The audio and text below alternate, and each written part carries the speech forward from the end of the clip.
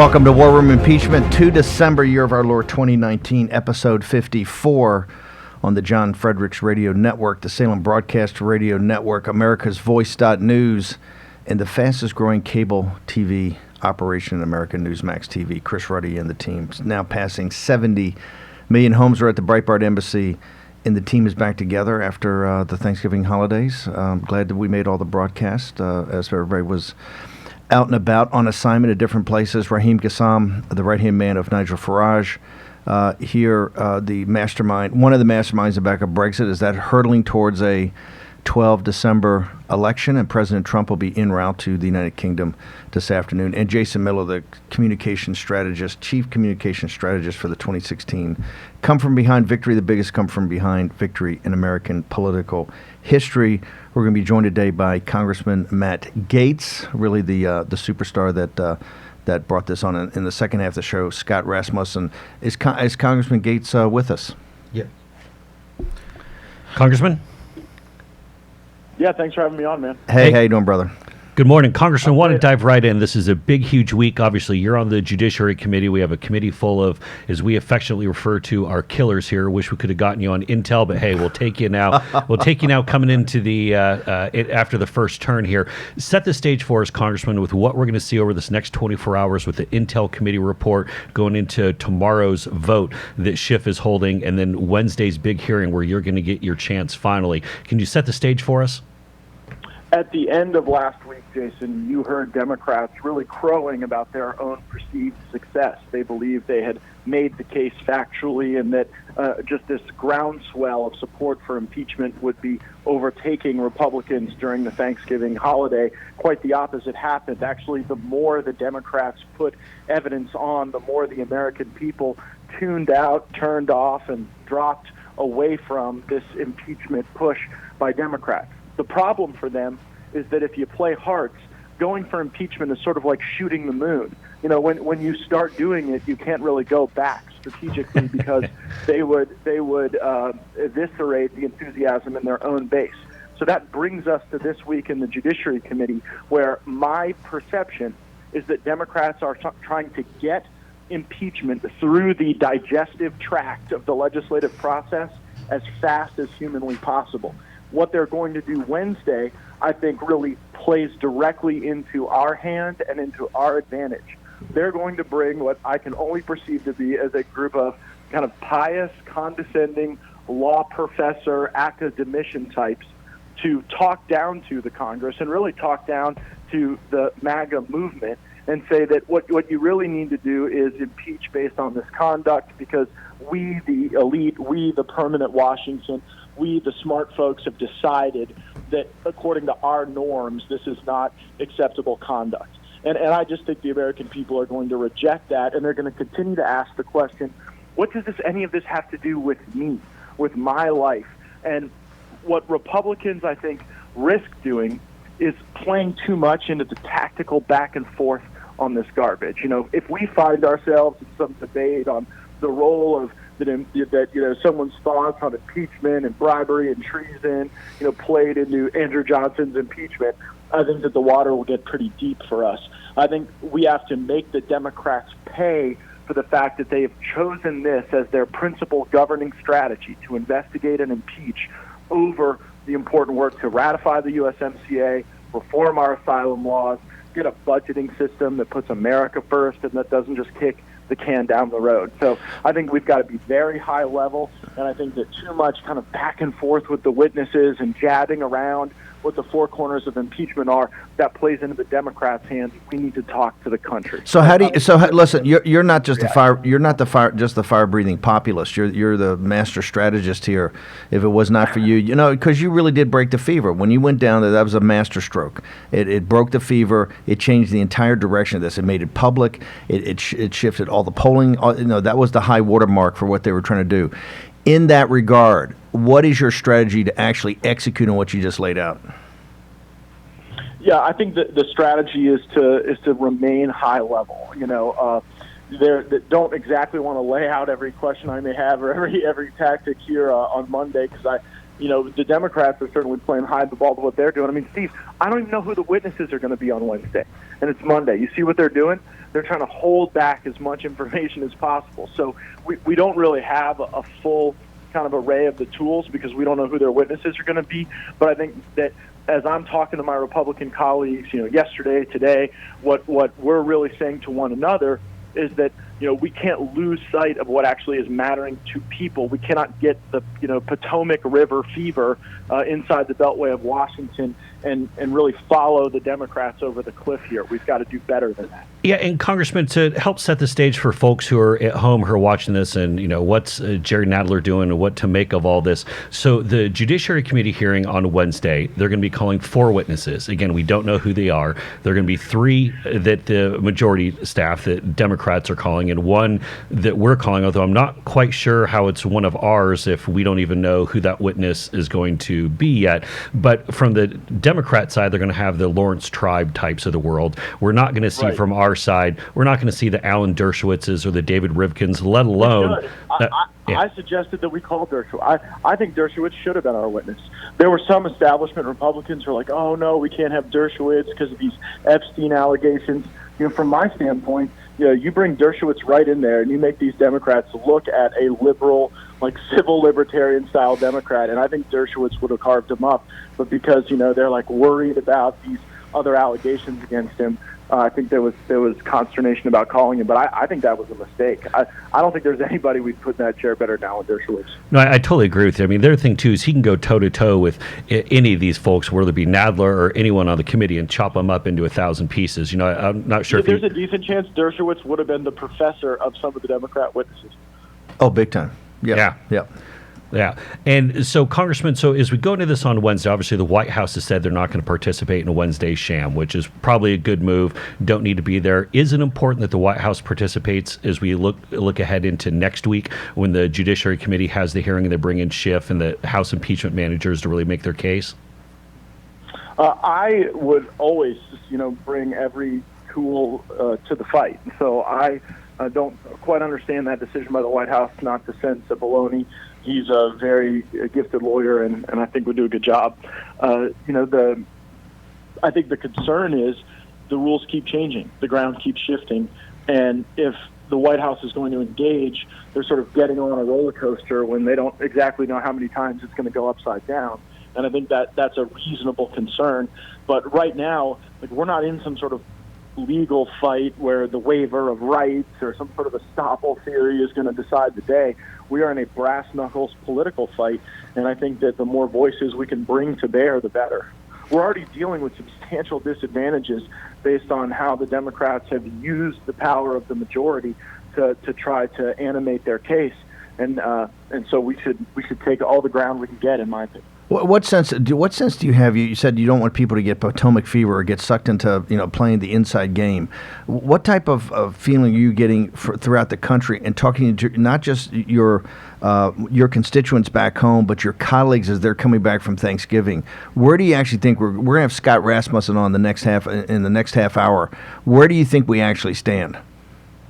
CNN sent a producer and a reporter to a radio town hall I had, because they were really eager to produce a segment about how pro-Trump Republicans were getting hammered on impeachment in their districts. And, out of like a half-hour radio show, I think we maybe got 1 or 2 calls on impeachment, and they were both supportive of the president's position. And, the producer and the reporter had to sort of stomp out in anger that they didn't stir up a lot of impeachment anxieties in the country. There are real anxieties that people face about, the status of our immigration system, about the fact that our government runs out of money at the end of the month, but about the fact that we haven't gotten our troops the pay raise that the president and a lot of us on both sides of the aisle have been fighting for. But instead of all that, we're here on impeachment and investigations, and I think that's the real issue. Now, Steve, I know it's an impeachment podcast, but you have spent a lot of time focused on the composition of the Republican caucus in the United States Senate, and I've got to get your take on what's going on in Georgia, where Brian Kemp has the opportunity to take Doug Collins, who has bathed in the facts of this impeachment, and sit him right down at the Senate lunch where he can be a persuasive force with others about the timelines, about the legal standards. And instead of doing that, it appears that Brian Kemp is going to go pick some donor out of the Davos party, to send up. Congressman, we want to get to this. We got to take a short commercial break. If we can ask you to hold, Matt Gaetz from Florida one of the great voices in Congress. We want to take a short commercial break. We're going to return, and we're going to get right to the answer to that question. Next on War Room, impeachment. War Room, impeachment. Here's your host, Stephen K. Bannon. Welcome back to War Room Impeachment, 2 December, year of our Lord 2019, episode 54, Breitbart Embassy, on the John Frederick Radio Network, now nationally on the Salem Broadcast Radio Network, on America's Voice.News worldwide, and on the fastest growing cable operation in the United States, Chris Reddy's Newsmax TV. Honored to be all part of that. We are now on with Raheem Kassam, Jason Miller, myself in the War Room. Now honored to have one of the great young firebrands and master political information warfare strategist, Matt Gaetz from Florida One. Okay, let's go back to the party at Davos in Georgia. Here's what I don't understand, Congressman Gaetz. There's so few real warriors and fighters. Collins is a fighter. He's just done an amazing job. He's going to come front and center now on national TV. Why is Collins not the natural pick? This is this kind of a grassroots, conservative, huge Trump supporter with the MAGA program. What am I missing here? Well, Brian Kemp forgot why he won his election. I mean, he won it because of Donald Trump and because he was able to contrast capitalism with Stacey Abrams' branded socialism. But now Kemp is so afraid of Stacey Abrams that he thinks that picking this WNBA owner out of the party of Davos is going to somehow persuade people in the Atlanta suburbs to like Kemp more than they do now. And it's just like, it's this philosophy of the establishment that has always lost. And it took folks like you and Jason here, Raheem internationally, to say, no, like the way you win is not by playing to the mushy middle and acting like you sort of don't believe in anything. The way you win is to inspire people who are nationalists about our country to go and actually fight for stuff. And it's so frustrating to see people like Kemp, who are the beneficiaries of the president's good political fortune and good political, charity and gratitude, to turn on him like this. And how do you believe this story will be written, Steve, at the end when Kemp appoints Loeffler instead of Collins, and then she may be a reliable vote for the president, but we don't need a reliable vote. We need champions who can capitalize on the opportunity of the Trump presidency. And with Doug Collins, you've got somebody who doesn't just know this stuff. He knows it like the back of his hand and can now go in there to the Senate lunch and, when a Ben Sass or a Mitt Romney pops off about the president, you could say, no, this is what the documents show. This is what the timeline shows. And he can actually be a persuader. What am I doing? Here's the other thing is I don't think, does Kemp understand that this 2020, this is going to be a dogfight. You need a warrior like Collins. This is going to be down in the trenches. This is not the time to try it out the first time, right? This is what's so stunning to me about this. They think they can win it. They think they can win it at the Atlanta Martini Party. Well, Congressman, that's one of the things. I was watching some of the Twitter activity from over the weekend, and some of the Georgia folks were trying to clap back at you. And which, by the way, I love your commentary, and there's nothing wrong with jorts either. So I'm fully in your camp on that one. But the thing that was driving me nuts is all these folks saying, we understand Georgia politics, or Loeffler is going to be a solid vote. How does anyone have any idea how Loeffler is going to be when you have a proven rock star champion like Doug Collins, someone who has a record, who we know is going to go up there and, again, not just be wallpaper, but actually lead the fight? And, what could even be going on? And is going to leave an impression on national TV. But Collins is about to come center stage right now. This is going to be Gaetz, Collins. This is going to be big. This Judiciary Committee, I think, is going to get it's a throwdown. It's going to get nasty. It's going to be historic. This is where impeachment's always been, not in House Intelligence. It's always been a judiciary. This is where this is going to be the big time. He's going to leave a national impression. How do you not have that guy as your candidate? Well, it's ridiculous, but we have to make sure, as the America First Coalition, that we remind Georgians and all Americans of the betrayal of Governor Brian Kemp on this. But we got important work. So on shift, this report that's coming out, the Minority Report, how tough is it? How's the Minority Report and the Majority Report going to tee up the work that you guys have to do in Judiciary? It will be the presumed factual predicate, but you can expect the Schiff report to sort of report didn't, and that is put the thumb on the scale in a substantial way to color the facts. I think that in the Mueller report, you saw attempts to color the law, which were pretty novel, creative, and out there. But the facts of the Mueller report were not bad for the president, and they were laid forward. I think here you'll see something very different than that. But, Steve, back to the point you had made about the Judiciary Committee now coming into center stage, what advice would you give to me and to my Republican colleagues as the Democrats sort of take this very academic, very Washington approach this week on, lecturing on the constitutional framework of an impeachment analysis? I would, by the way, I'd stick right to the point. What shocked me about this whole, the party of Davos, the permanent political class foreign policy debate, is he's the commander in chief. We've seen a little bit of this in the Pentagon over the last week. He is the commander in chief. He was duly elected by the American people. The American First National Security Strategy you see in London this week, at the very day that you're going to be up there. Tuesday, Wednesday, he's in NATO, and what are we saying? That finally all the NATO countries are stepping up to the agreement they made amongst themselves because of Donald Trump. You're going to see the General Secretary Stoltenberg give President Trump high kudos because they're acting like allies now. They're putting something into the till. That was the whole debate about Ukraine. Ukraine's about corruption, and it's about allies acting as allies to help a country that's not an ally, that's a strategic partner. I think you go back to the Constitution. You really want to talk about the Constitution? He's the commander-in-chief. I'm sorry that Dr. Fiona Hill doesn't like that. This interagency consensus is something this is the administrative state that think that an interagency consensus of the administrative state outweighs what the commander-in-chief of the United States has determined is the correct national security and foreign policy for the United States. It's outrageous, and I assume that we're going to have guys like you and Collins and others. What I like about it on judiciary, you guys bring the heat, and I am looking forward to this because I think that Nadler, given his fiasco with the Mueller and his fiasco with Corey Lewandowski, the great state trooper from the state of New Hampshire, who blew him up on national TV with your guys' assistance, I think this is going to be. That's why I think Collins and you guys are going to come front and center, and the nation's going to be talking about it. And Congressman and Jason, let me ask you this question. I'm tired of y'all asking me. I want to ask you. So following on what Steve said, the way that the Democrats will respond to that is they'll say, well, yeah, he's the commander in chief, but only when he acts in the national interest, not when he acts in his own personal interest. And when he invokes Biden, well, that's clearly personal, political, not national interest. No. It was Biden as vice president. We cannot export American crony capitalism into one of the most corrupt countries in the world. It has nothing to do with Biden as a political candidate. This is about Biden. The whole thing started with Peter Schweizer's secret empires, where they actually broke with Biden. Biden's corruption in China and his corruption in Eastern Europe is when he was vice president under Obama. That's where you see the Biden crony American crony capitalism, which is the way the permanent political class aristocracy runs. And doesn't that beg the question about the legitimacy on the corruption concerns with Burisma and Biden?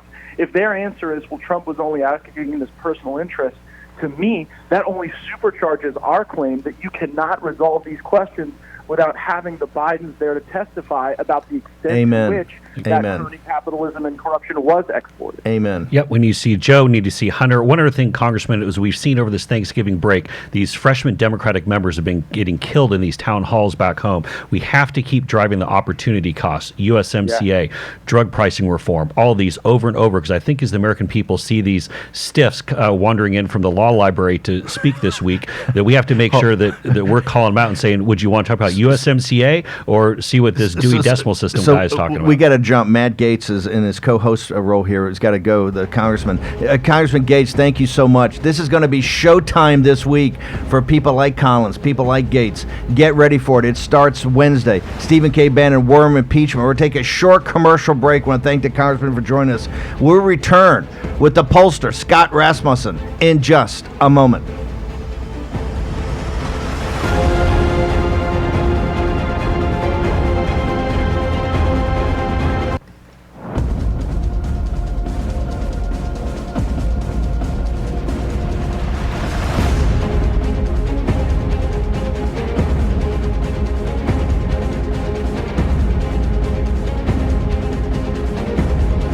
War Room, Impeachment. With Stephen K. Bannon, Jason Miller, and Raheem Kassam.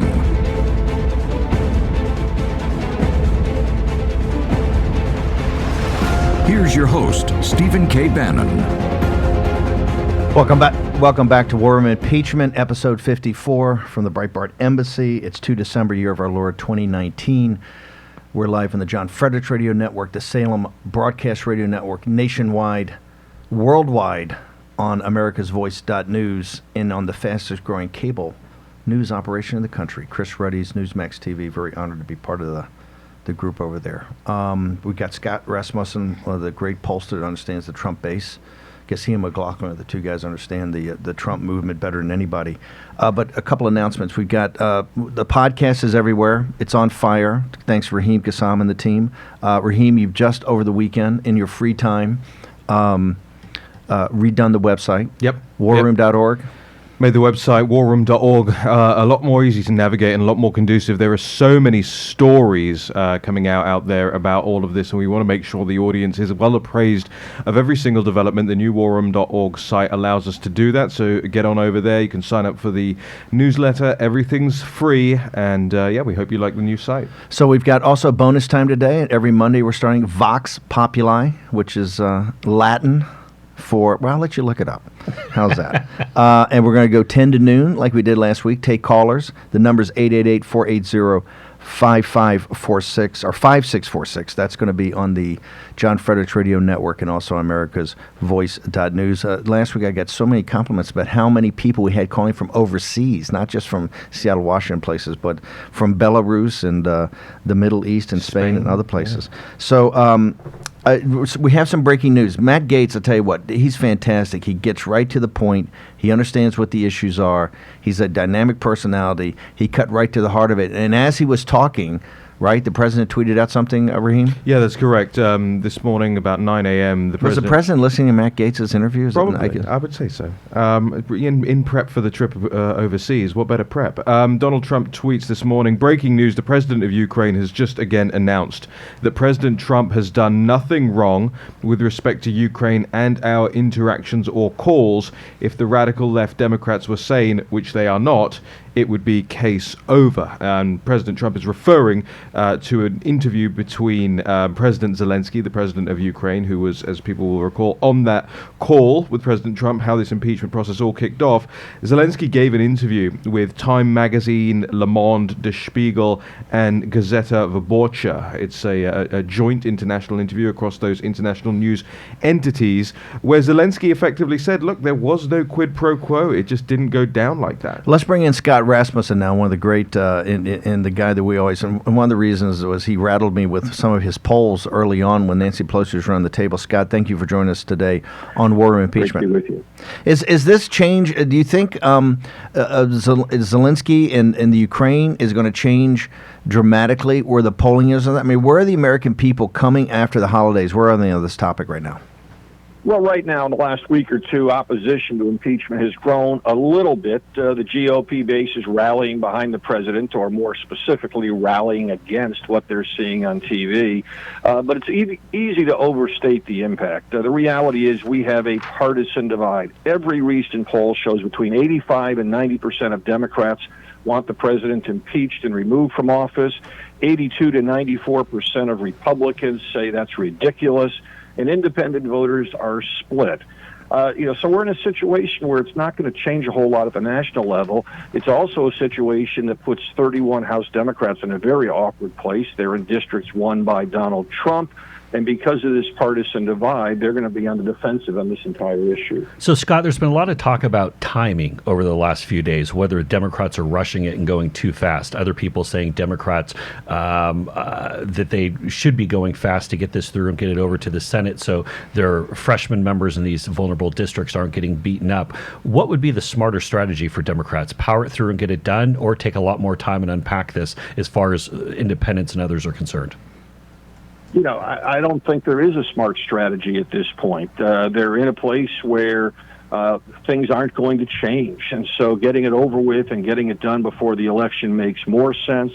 But it's just, I think the Democrats were so convinced that something good would happen, that something would break their way, that they missed the larger dynamics that are going on in this country. And, I saw over the weekend stories that some people were envisioning Adam Schiff as a presidential candidate. This is just a total misread. Hey, Scott, we want to ask you if you can please hold over and take a short commercial break here on War Room Impeachment. Raheem Kassam, Jason Miller, Stephen K. Bannon, and warroom.org is the website. Scott Rasmussen, the top pollster for our movement, is on. We're going to take a short commercial break on the John Fredericks, Salem, AmericasVoice.news, and Newsmax TV. We'll return in just a moment. Bannon, Miller, Kassam. War Room Impeachment. On the John Fredericks Radio Network. Welcome back to War Room Impeachment. Stephen K. Bannon, Raheem Kassam, Jason Miller. Trying a new clock here. Something new every day. I'm just screaming about majesty. No, I was episode 54, Breitbart Embassy. Next 2 hours, starting at 10 o'clock, Vox Populi. That is Latin for we're taking your calls. 888-480-5646 on the John Fredericks Radio Network and America's Voice.news for the next couple hours. Starting at 10 o'clock, got Scott Rasmussen on the line. The question I had, Jason, jump in here, but Scott, this one, is it so solidified there can be no movement now? Is there any new set of facts, or is it just people thinking it's a waste of time? In other words, we're just about to start the grinder on this, right? The House Intelligence thing is not really the grinder. Now you're going to get into the judiciary and then to the overall, to the floor. And there's going to be this brutal fight on national TV. Is there any chance of movement at all on this? Imagine any chance of movement. It is a partisan divide. Both sides see what they want to see. Most voters who aren't firmly entrenched to this are going to be paying attention to the holiday shopping season. They're going to try and tune all of this out to the degree that people see anything at all or hear anything. They're going to see what they want to see. And look, they're more interested in the economy and healthcare and other issues. The only thing that's going to really hurt the president, the only thing that would increase support for impeachment and removal is if the economy goes south. But that's a political decision. It gets back to the same thing. Election 2020. But the economy's not going to go south. The economy's not going to go south in the next 4 weeks. I mean, we've had the biggest Black Friday online. We had the small business Saturday was supposed to be through the roof. I hear Cyber Monday today is going to be through the roof. People are so busy because Trump put them back to work, and they got bigger paychecks and more discretionary income, so now they're spending more money on Christmas. So we're not going to have any economic change in the next 6 weeks, right? You're not going to have any economic change. You're not going to have any significant change in the polling on the impeachment question itself. Where you may see some shifts is people just saying, let's move on to something else. Scott, so to that point, we're going to see the split-screen presidency back in full effect this week with President Trump in London for NATO's 70th anniversary meetings, while Nadler and Schiff and the rest of the crew are doing their nonsense here in the U.S. Is this a good message for Republicans to be driving right now, that we shouldn't be having these impeachment hearings while the president's overseas and going back to the opportunity cost that we're missing out on? There was a time in American life when the president being overseas was a big deal and politics was supposed to end at the water's edge. But that was also a time when we weren't used to this digital platform where everything shows up on your screen all the time. I don't think there's as conscious a distinction of, the president's overseas today, or if he's talking about what's going on in London while he's here in the U.S. So that process message doesn't seem to have an impact. But I would go back to the more basic point. About 12 million people watched the impeachment hearings, and all 12 million of them were already established in their perceptions. I don't think most people, and certainly those who are persuaded. Hang over a second. How do you know? How do you derive that the 12 million that watched it are the hardcore partisans on either party? Are you pretty sure that no people in the independents or no people without their minds made up actually tuned in? I'm certain there were at least one or two, but overall, no, they didn't. And the reason you know that is because nothing changed. It's like watching a Democratic presidential debate where everybody who's watching has a person they're cheering for, and things don't change. What you end up seeing is, you got to remember, 26% of voters say things wouldn't be all that different if Hillary Clinton was president. These are the persuadable voters. They're not going to be tuning into the impeachment hearings. So, Scott, to that point, I want to go right to this. You said earlier that the Republican base, the pro-Trump base, has become more motivated. On a scale of the 1 to 10 for both the Trump voters and for the Democrats, where are each side's base at right now for their motivation and their intensity? Right now, both sides are about an 8. And what's amazing about that is normally at this point in a presidential cycle, we would expect the party out of power to have a huge advantage in that category. We would expect the Democrats to be fired up just like Republicans were fired up when President Obama was in office. But what you're seeing now is partly because of this impeachment hearing and partly because of just the endless efforts of the resistance, Republicans are as fired up as Democrats at this point in the election cycle. Do the independents, I want to go to opportunity cost for a second, is anything getting through to them that things like USMCA, opioids, prescription drug pricing, infrastructure, pay for, this new CR we've got, we don't even have a budget yet, or appropriations. Is anything breaking through to them that there's a ton of work that's not being done and people are spending time on this? Does that register now with more lower information or people that are not as highly partisan and engaged? When you ask about specific issues, I would probably say each of those issues matters to some segment of this population. But the broader story is, yes, there is a frustration. 2 out of 3 people say, we think you should be focusing on those issues, specifically issues like the economy and health care, rather than impeachment. And they tend to think that the opposite is happening. So there's a frustration. Do you think now there's talk about censure, and you just mentioned before we left in the last break about Adam Schiff for president? We got to find out where that's coming from. Was this on Mad Magazine? Where was this, Scott? What me worry? When you talk about this entire process of 2020 and what the election, this is what it's going to come down to. It's not going to be the impeachment decision. It's going to be who do the Democrats nominate, what message do they come with, and how do you work this out? And then it becomes a turnout battle. So this is a mobilization election. Exactly. And right now, all indications are that we're going to see a close election, that we'll see a close battle in the battleground states we talked about 4 years ago. We'll be seeing what happens in Wisconsin, and we'll see what happens in Michigan and Pennsylvania. And all of the evidence at this point in time says it's pretty close in all of those places. And I'll tell you one stat that I think would be, just very important to understand in this. People recognize that Donald Trump draws a lot of support from white voters who do not have a college degree. In 2016, only 58% of them showed up to vote. White voters with a college degree, the turnout rate was 81%. Reaching those Trump supporters who are trying to decide if it's worth voting or not is a key part of this turnout and mobilization effort. But right, we got about 30 seconds, 45 seconds left. As you see it now from the Democrats' point of view, if you you see the data from if you were talking to Pelosi, do you force a vote before Christmas, or do you go into the new year, or do you shift and try to go to some censure? I would force a vote before Christmas, because censure, she would just lose control of her party. Scott, I want to thank you very much for joining us. Scott Rasmussen, one of the top pollsters out there. So, guys, we got about a minute left. I want to go back to what Scott said. Given what he just said about she can't do a censure because then she'll lose the motivation of her own base. She's got to force it.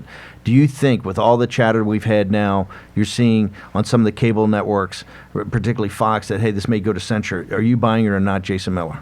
I'm not buying it, but I still think it's a good message for Republicans to push, because it's reminding voters that Democrats could be pursuing a more, quote-unquote, rational or more moderate approach to this, rather than going all the way to impeachment. And so as the opportunity costs pile up, as these freshman Democrats are getting hammered, it's really putting Pelosi in that position where it's the least bad of two options is the road she's going to have to follow. Raheem, what are your ideas? I'm focused on warroom.org. Oh, good. So hold on. So what are people going to see? Listen. Well, we just put up a story. We just put up the story about the Zelensky interviews over the course of the weekend, and the President Trump's reaction to it. It's the lead item on warroom.org. This is a brand new website, Raheem. This is the third iteration. We're going to make it better and better and better each day. We got to take a short commercial break here and return with Raheem and Jason. Remember, in the next 2 hours, starting at 10 o'clock, we got Vox Populi, which means we're taking your calls from all over the world. 888-480-5646. Short commercial break. We'll return with War Room Impeachment in just a moment. Bannon, Miller, Kassam. War Room Impeachment. On the John Fredericks Radio Network. Welcome back to episode 54, War Room Impeachment, 2 December, year of our Lord 2019, at the Breitbart Embassy, on the John Fredericks, the Salem Radio, the America's Voice.news, and Newsmax TV, which is the fastest growing news cable operation in the country, now passing 70 million homes. I think Chris Reddy's going to be in next week in the War Room. I want to go back to, we're going to do Vox Populi, which means we're taking all your calls from across the country and across the globe, starting at 10 o'clock. 888-480-5646 will be the number. Also want to thank our board producer, Kiara Johnson. She'll be the voice you hear when you call in. She does an amazing job. Last week, they melted down the boards of the John Fredericks Global Corporate Headquarters. And Kiara, I want to thank you so much for the job you're doing, the John Fredericks team. Raheem, the new site is up. It's cranking. We want your comments, your observations, folks, every day, how we can make it better. Raheem, tell people how they get there, how they get to the podcast, what do they do to get this 24/7? Yeah, warroom.org is now a lot more easy to navigate. There is clear listen live buttons for when we are live, like now. You can see at the very top of the website all the access to all the different podcasts, iTunes, Stitcher, Google Play, SoundCloud, Spotify, right in your face. Then you've got a link to the episode section, the newsroom, which is where we keep a rolling news website of everything impeachment related. The show clips, which is when somebody comes on the show as a guest and breaks news, or the occasional time you say something interesting, Steve, we throw it in the show clip section. Our media section, which goes to show you all the media that's following us and what we're saying, and of course the all-important newsletter, which we send out, very brief thing every day, just to make sure you are on it and you're in the war room. Remember, we're here 7 days a week until the day after President Trump's acquitted, the 45th President of the United States. We're going to ratchet up starting today. I want to get your thoughts, guys, before we end the broadcast. Jason, you first. Today, shift, I think at 6 o'clock, drops the draft of the Majority Report, Minority Report. Also on House Intel, there'll be the basis for going forward on the articles of impeachment of judiciary. What do you expect to see? Well, if Schiff is going to be releasing that to members today at 6 o'clock, then I imagine Eric Swalwell will be in front of cameras at approximately 5:59, claiming to have read it and saying that the sky is falling for President Trump. This is an entire made-for-TV production. You're going to see the headlines bashing President Trump, but there's not going to be anything new. What's the over and under the first time? They're going to weaponize some of the things. So when do you expect the first leak? Before 6 o'clock? Oh, Wolf. I can already hear Wolf saying right now, and breaking news. It is damning news for the president, but it won't be. Raheem. Yeah, that's exactly right. Listen, I'm very excited about Vox Populi in the next 2 hours. My favorite part, listening to people from all across the world and indeed all across America who call in to tell us exactly what they're thinking. I think because one of the major parts of the last couple of weeks, especially over the Thanksgiving period, has been this Democratic town halls where people have been going apoplectic, and rightly so, at their incumbent Democrats. So we want to hear from you guys. 888-480-5646. So the special 2-hour bonus time, we're going to start at 10 o'clock. We're going to take a short break. We'll be back right after the beginning of the 10 o'clock hour on both the John Fredericks Radio Network and America's Voice.news. This has been War Room Impeachment, episode 54. Tomorrow morning, 9 a.m., we'll have the complete analysis of Adam Schiff's report. See you tomorrow.